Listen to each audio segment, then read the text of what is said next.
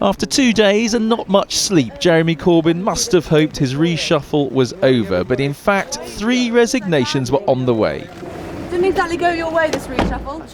His sacking for disloyalty of this man, former Europe Minister Pat McFadden, made a junior minister resign live on TV. And when an individual like that, my own colleague in a team, is singled out that way for views that I also hold myself, I think it's only honourable for myself also to leave the front bench.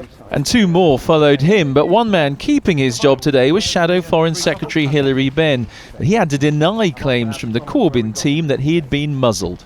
I haven't been muzzled. I'm going to be carrying on doing my job exactly as before, which is speaking for Labour on foreign policy, supporting Jeremy Corbyn and campaigning really hard to get Labour elected at the next general election. So with all this going on, by the time Jeremy Corbyn got to Prime Minister's questions, David Cameron was waiting. Mr. Speaker, since I walked into the chamber this morning, his shadow foreign minister resigned, his shadow defence minister resigned, he couldn't run anything.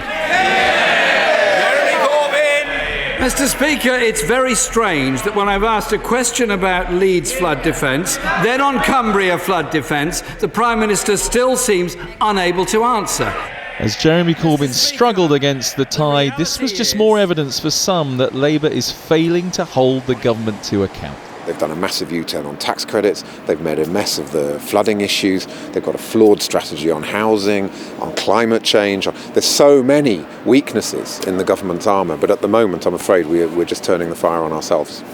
It was left to Jeremy Corbyn's right-hand man to make the best of it. The way you enhance your authority under new politics is by an inclusive, engaging and building the team. The leader is no longer a dictator, he's a manager of a team, almost like a manager of a football team, and that's what he's doing effectively.